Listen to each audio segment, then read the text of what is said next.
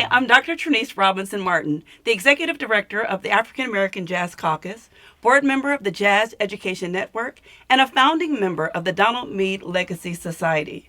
It is my absolute pleasure to introduce to you the 2023 Donald Meade Jazz Griot Award recipient, Dorthaan Kirk. Thank you so much. I'm honored. You are amazing. Can I just say that? Let me just start off like that and say you are amazing. And I have been looking forward to this conversation just to be in your presence. Oh, thank you.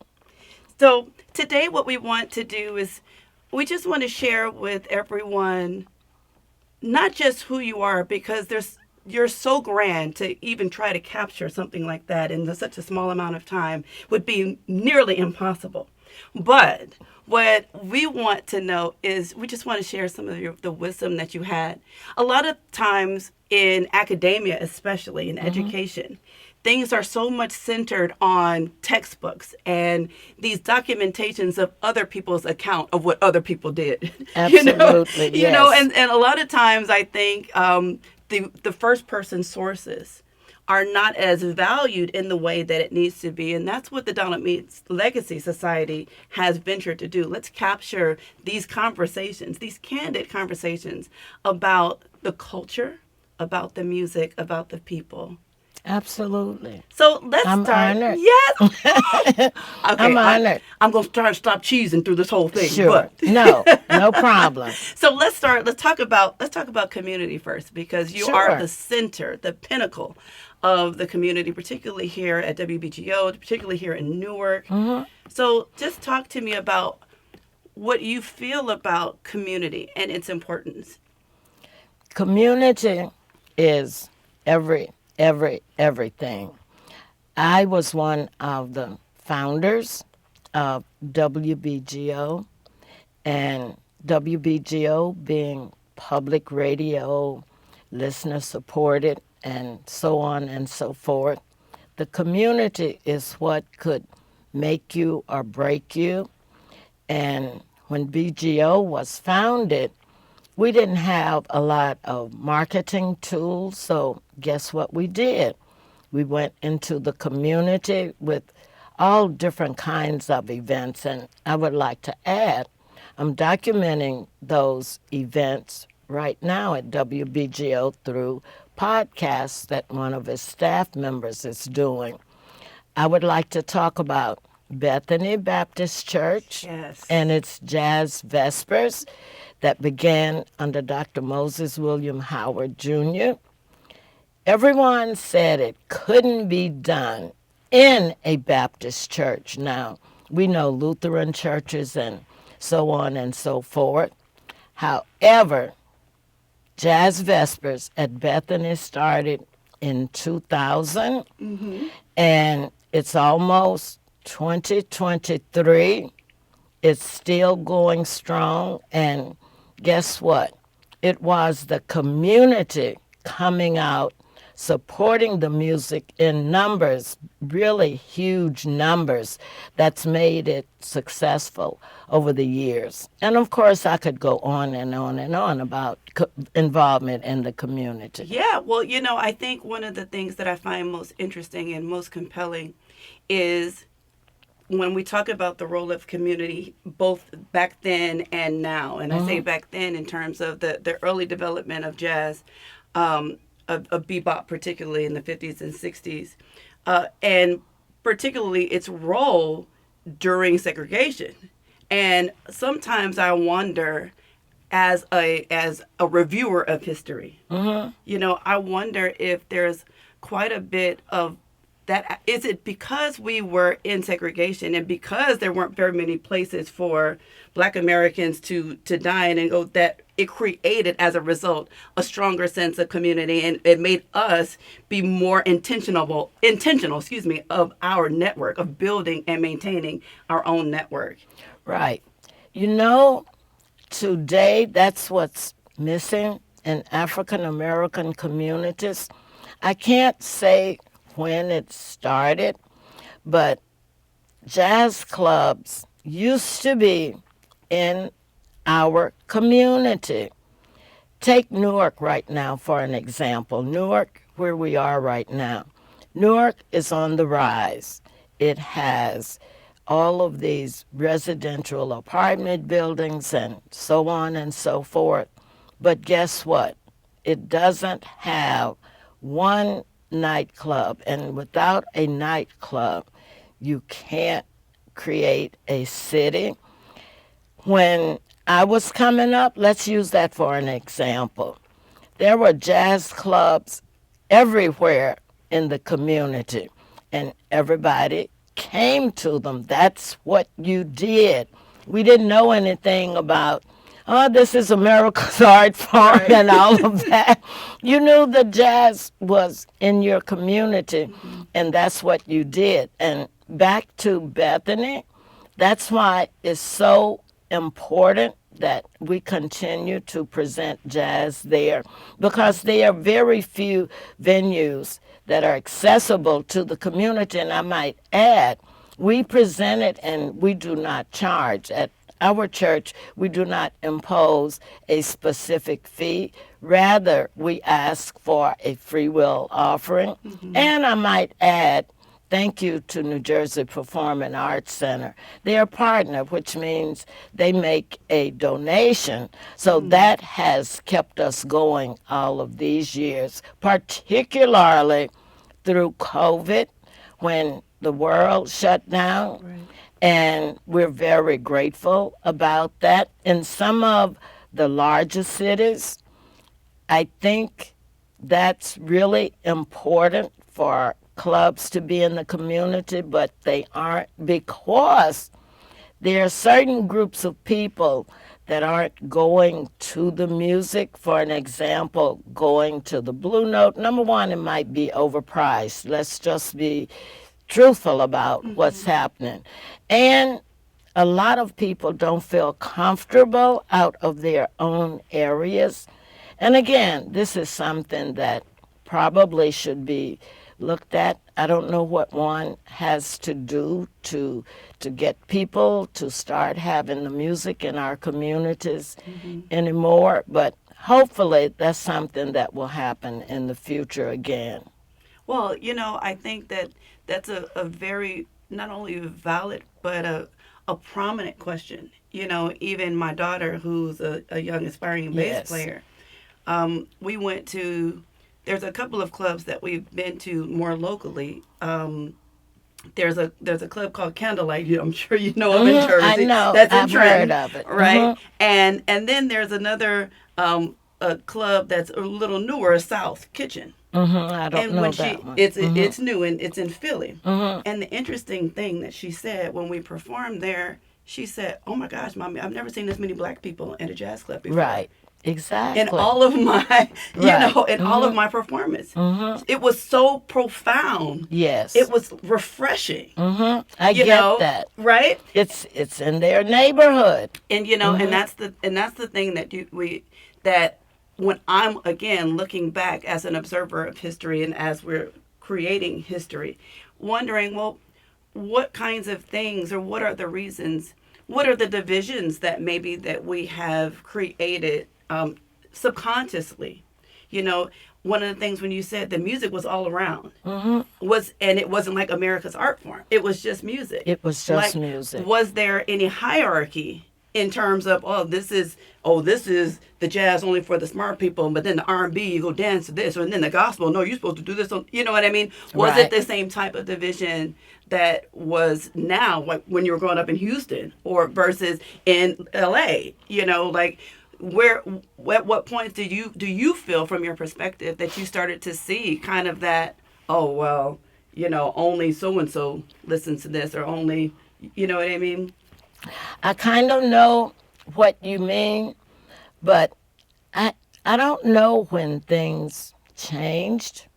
I think perhaps when the riots came and our neighborhoods, as you know, were affected, and everything changed. There were no more clubs to go to with the burning down. We all know what happened with the riots.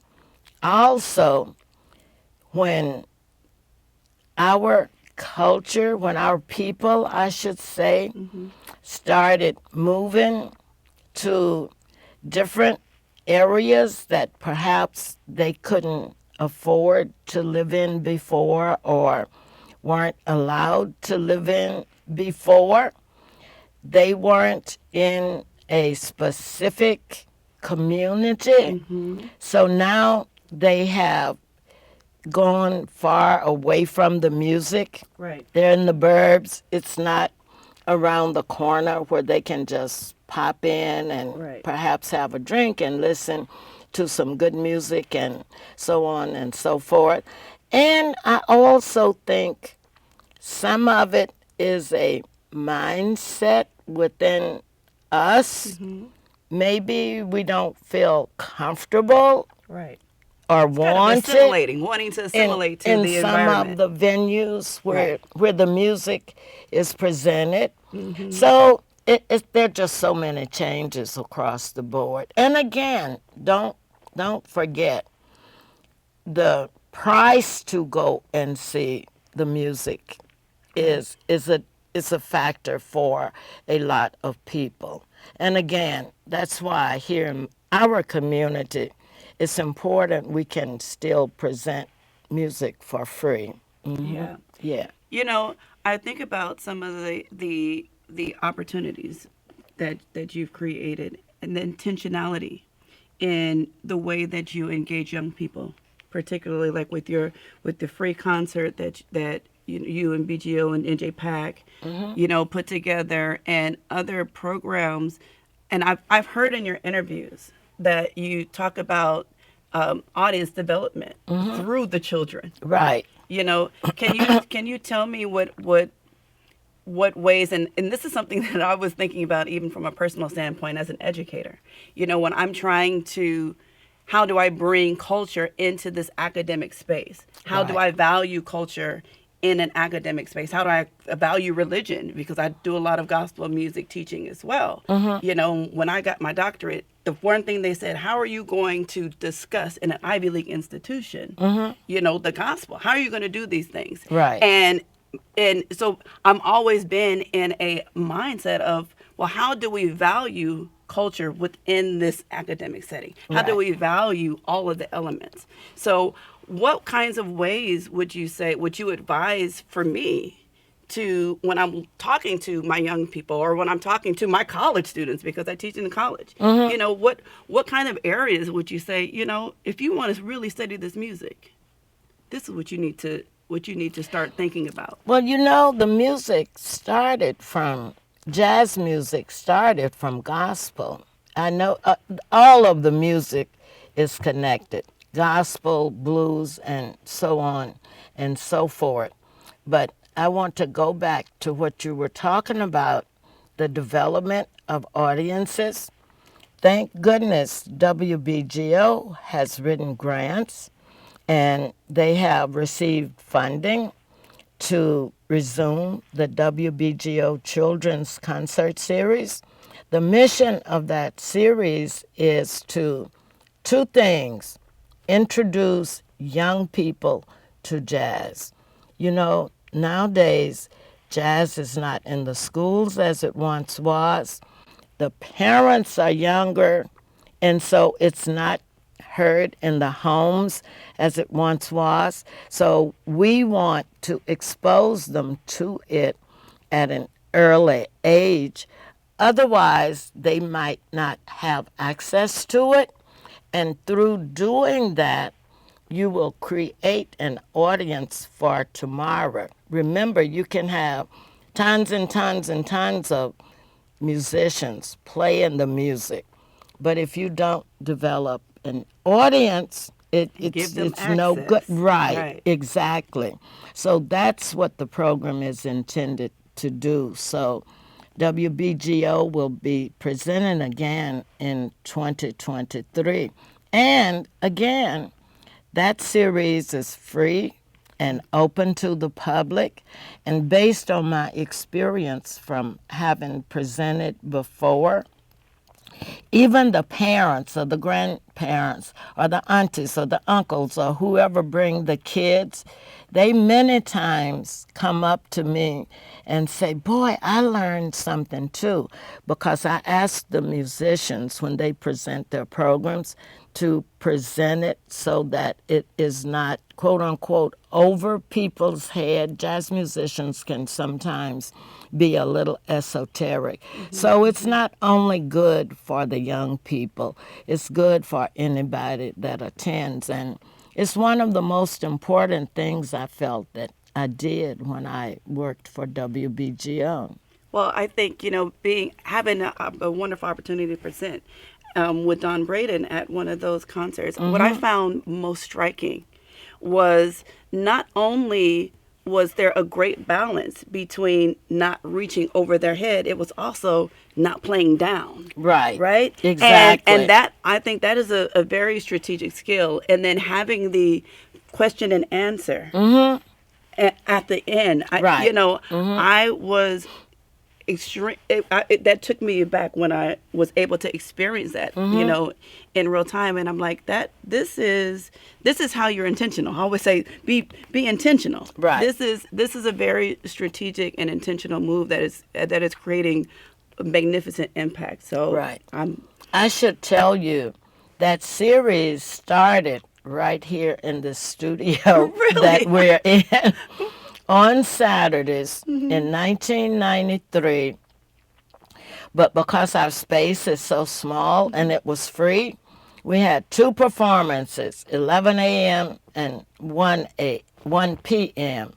And so it grew so fast until we had to look for other venues. That's when we started going to different schools in Newark and to the museum and venues like that. Then it went into other towns such as the Montclair Museum, Maplewood, and so on and so forth. We even presented at different venues in New York that included the Brooklyn Museum, the Brooklyn Children's Museum. Wow. So it's been very beneficial, and I would like to share with you some of the young people that came to those performances have now grown up and they have children of their own, and they brought them back, even though they're really small. So I know it worked. Yes. Yeah. That's retention at its finest, and just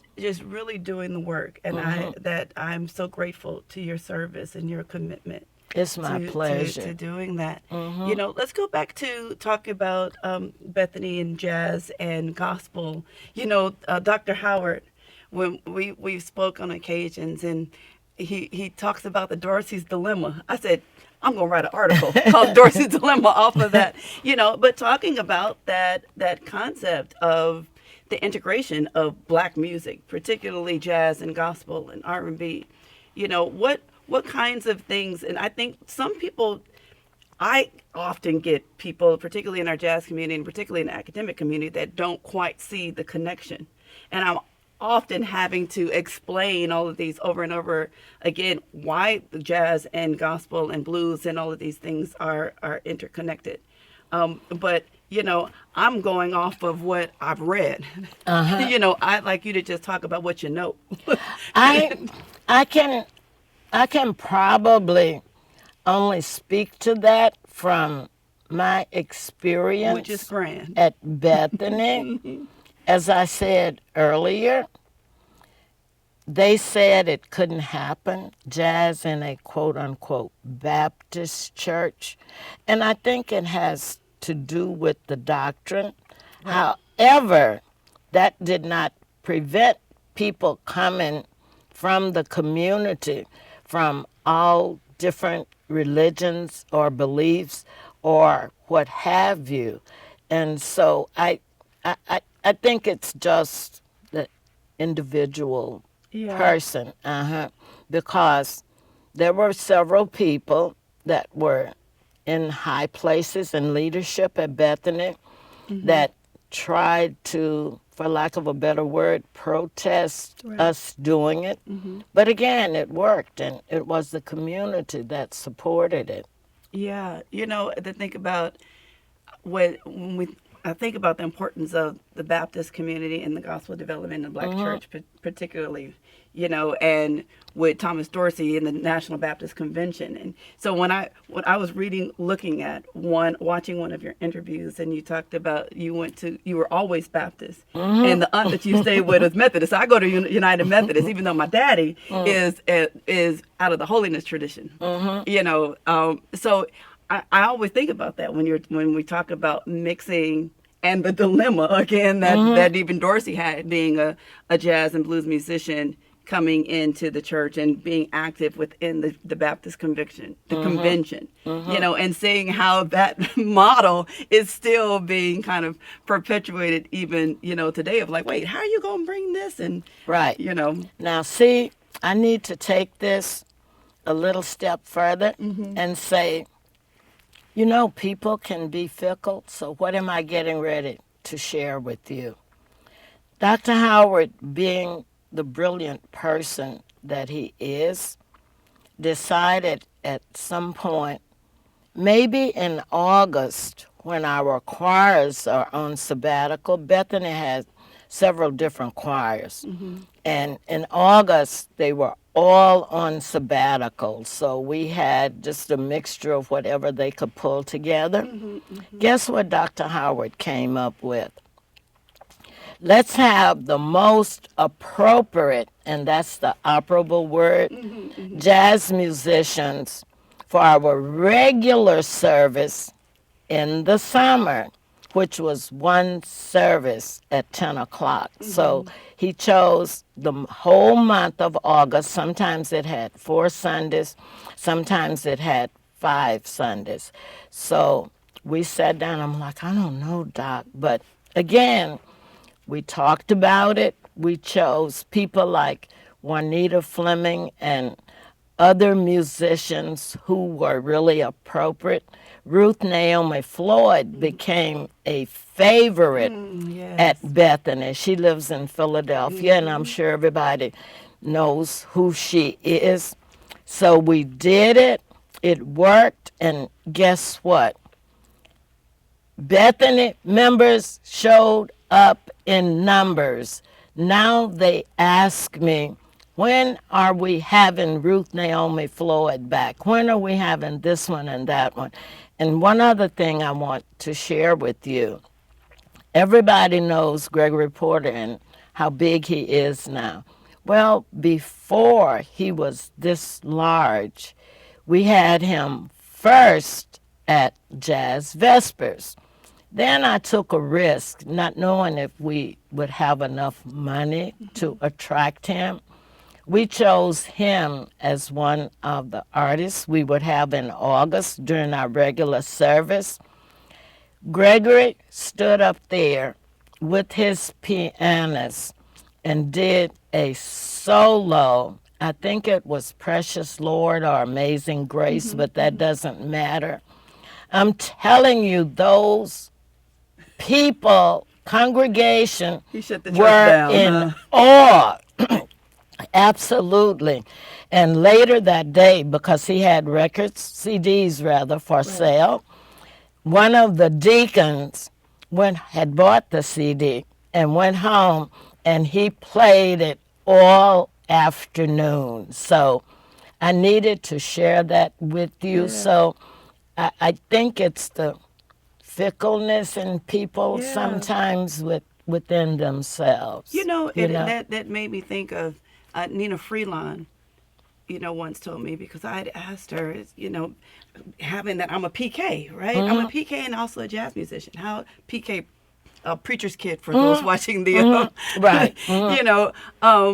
And so there's always that dilemma, and it was Nina Freelon that said, "Who said that you had to stop ministering? Who told you that you were supposed to draw a line that say, no, I'm ministering when I'm in gospel, but I'm entertaining." Right. There's no line there. And I think that all of the musicians that you just talked about, have blurred that line that say, no, I'm ministry, I'm in purpose. Right. And I think that's the part that makes them so compelling and brings them together.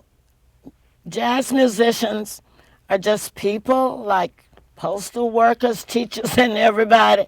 A lot of them, they grew up in the church. They may have grown up and chose jazz as a profession, but they grew up in the church. So they have that spirituality, that heart, that soul of it within the jazz, and they incorporate it all. Yeah. Yeah. And I think that's that part that often is misplaced in academic settings sometimes, because I think that people don't recognize how rooted that spirituality and your way of expression, Right. being a part of your cultural expression, being a part of who you are, and that really affecting the music. Right. Exactly. You know. Exactly. So talking about the people that you've had many jazz kids, I do. many jazz kids, and I mean, well, your whole presence and being is just so caring and nurturing, and it just draws people near. You know, to that. The first thing I saw when I saw you, I was like, "Oh, Queen!" You know, what You're would you say? embarrassing me. Oh no, I can't even bring the words to honor you in the way that I truly believe. But one of the questions that I have is, you know, when you're mentoring the different folks that have come through, some big names and some that are, you know, local giants, what would you say would be the reoccurring theme that in terms of the advice that of the struggles, you know, and just advice that you've given them along their careers? You know, we often feel like we're an island. You know how I'm going to answer that? And I'll use a couple of people because I have many, but I'll use a couple as an example. Number one, I didn't know at the time I was mentoring anyone. When WBGO started, I was the elder. I was, I guess, 40 or 41 at the time, and everybody else was in their 20s. Some kind of way, Mother Kirk caught on, and I have two perfect examples. A lot of people that see this will know who Michelle Taylor is. She manages Matthew Whitaker. Well, Michelle got her start, and it's a really long story, but I'll shorten it. Being a clerk, nobody probably even uses that terminology anymore. For someone in a record company, of which I won't name either, and from time to time there were issues, and she would confide in me, and I would encourage her to hang in there, etc., because she wanted a career in music. And now she has one. She has other clients, but her client, Matthew Whitaker, is really doing great. And right to this day, she calls me Mother Kirk on Facebook, in person, and everywhere else, because that's who I am and have been to her for all of those years. Leslie Harrison, who does the program on WBGO every Sunday morning from 8 a.m. until noon. I believe she was 23 when she came to WBGO, 23 or 24, right out of college, and she had her own show. I lost her for a few years because she moved away and went to Paris, and she did some other things. But then she came back to the United States, and she got in touch with me, and I said, you need to come back to WBGO. She's an aspiring vocalist as well, and she's performing right now around the city. She recently performed in Chicago. So she kept telling me, okay, I'm going to do it. I said, you got to send your audition tape or whatever the program director needs, et cetera, et cetera. And she didn't do it. So one day we were talking. I don't remember if I called her or she called me. I said, listen, you need to get your tape back to WBGO. She said, okay, Mom, I'm going to do it. Long story short, she really did it. And the then program director, who is no longer here, and that doesn't matter, he had her come over. And guess what? He hired her back at WBGO on the spot. Wow. She was originally hired to do fill-ins when someone was absent. But now she has her own show that's very, very well listened to and unique in its own right on WBGO. Then I have other kinds of children, if you will. Yeah. I won't call a name, but there's a young man that once worked at WBGO, and he's working someplace else right now. And he's having issues on his job. So any given time of the day, I might get a text from him or an email or a phone call. So now I got to advise him on what to do about his particular situation. All of these people just gravitated to me, but Yes, they should. I didn't look at myself as officially being their mentor. Yeah. Well, I think one of the things that the common thread is how you've been able to not just champion people, but give them the information that they need to believe in themselves Right. so that Yeah. they can prosper.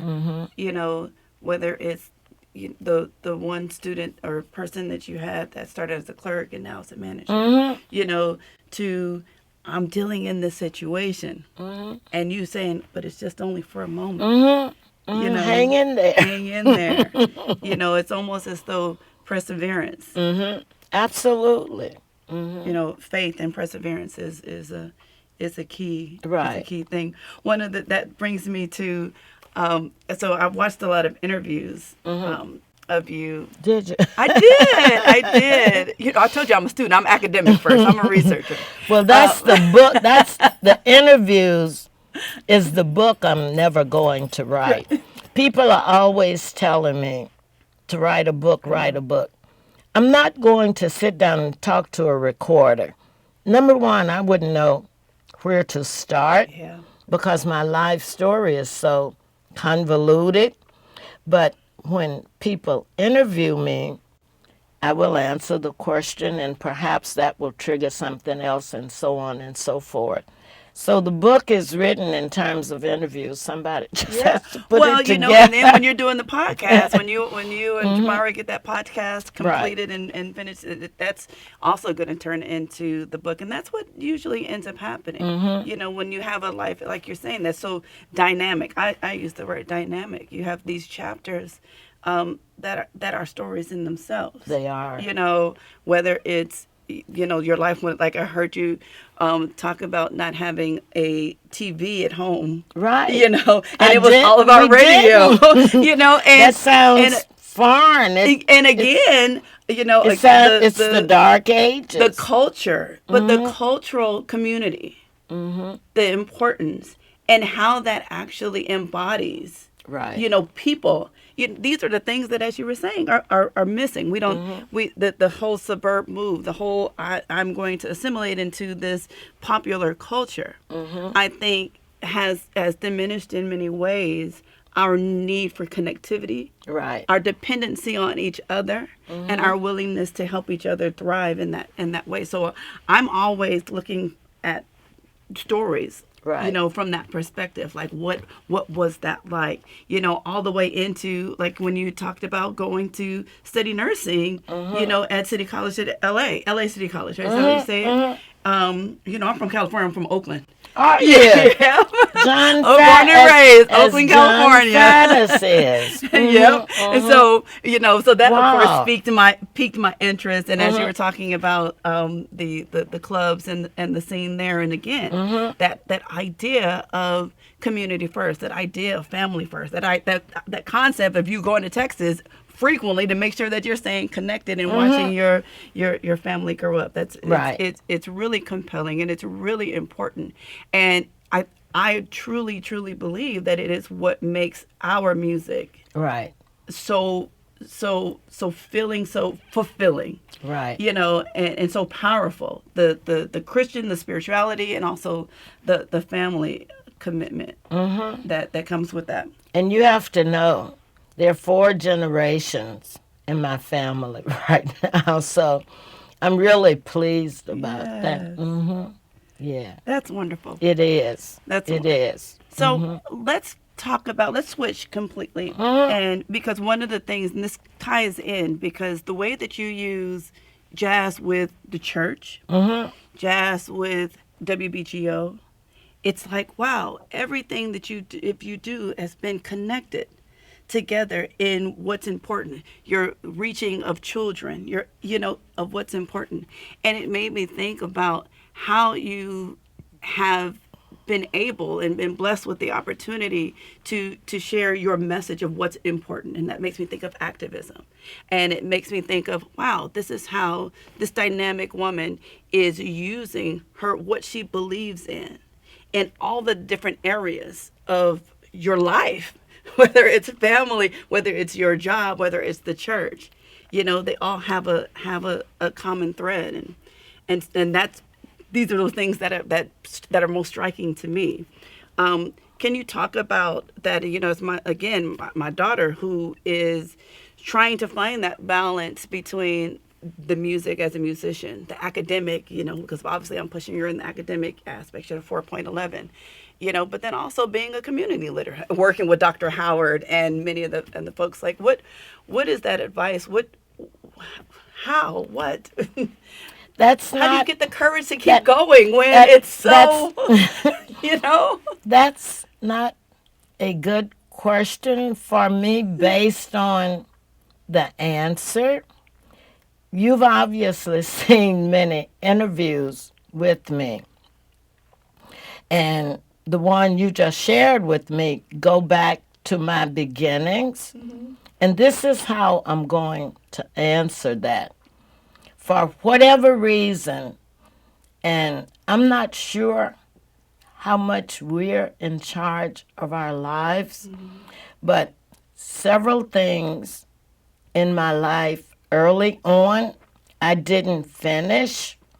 Years later, I understood why I didn't finish them, because that wasn't what I was supposed to do in life.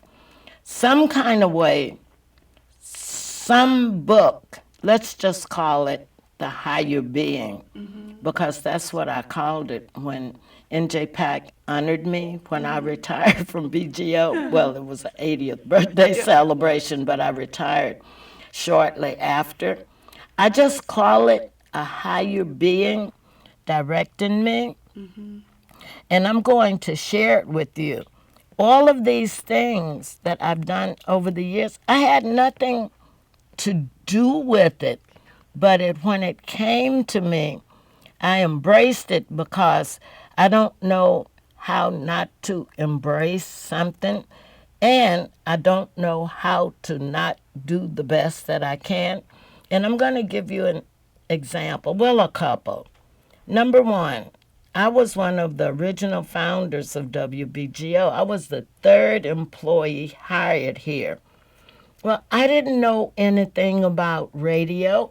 I had no idea a radio station was starting. I'll give you the quick story. Rasan had died, which meant I was left with absolutely nothing to do and had to regroup my life. Rasan had a friend in Boston who worked for public radio, and he knew Bob Odenhoff, who founded this radio station. And he said to him, and it's in the documentary on WBGO, you should hire her. And Bob said, okay, they were 27, 28-year-olds. And as I say in the documentary, I thought those white boys had lost their mind. I thought they were crazy. I don't know anything about radio. It was their vision, and I didn't know their vision, but it all worked out. Another example is Dr. Howard and Jazz Vespers. It never would have occurred to me to start a jazz program at Bethany Baptist Church. I'm a consultant with NJPAC.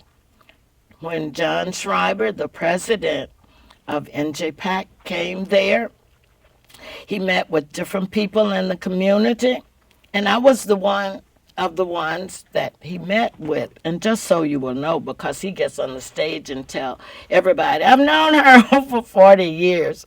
I've known John since he was a very young person. He's followed me over the years, and when he became president of NJPAC, he too had a vision, and he wanted to include me, and he still does include me. So that's my very long answer. All of these things You allowed came yourself to me. to be a vessel. Yes. You allowed yourself to be a vessel to carry out I did. that purpose. And I loved it. You know, I had some challenges, but the one thing about me, when I know I don't know something, I will reach out to whoever I think that can help me. That's why in my acceptance speeches, I always try to acknowledge people. You can't acknowledge them all by name, but the people that have helped you along the way, because it does take a village. It really does. Well, we appreciate you for being a vessel Thank you. in that village, in our village, and in our community. You know, in closing, I just want to make sure that I've acknowledged you. And there's, like I said, in the short time that we have, there's not even enough time for me to fully give you all of the flowers and all of the honor that you truly deserve, and to be able to be in your presence. I'm telling you, to feel your spirit. And I just say thank you from the Donald Meade Legacy Society, from Jen, and from our community for being that pillar. Well, thank you all so much. And all of this has been an honor, and it's been a lot of fun. All of the things that I've done during my life, it's just been a lot of fun. They weren't always easy, but who promised easy? They still worked. Yeah. You know? Yeah. So, And I'm humbled. I mean, it's just unreal. Thank you. You're amazing. And as you have been that vessel, and you've always climbed and brought people with you, what is your message to, you know, the generation now, the generation behind that's following behind you in your glory? What would you say? Just never give up. And if you're really, really committed to something, just hang in there. Even though that might be a slang kind of term, I like to say it. Hang in there. And again, it might be easy, but chances are it might not be easy. But there's a light at the end of the tunnel. And just do what your heart leads you to do. It'll be fine. Well, thank you so much again. Ladies and gentlemen, our 2023 Donald Meade Jazz Griot Award recipient, Miss Dorthaan Kirk. Thank you. Bright moments, bright moments, bright moments, bright moments, bright moments, bright moments, bright moments.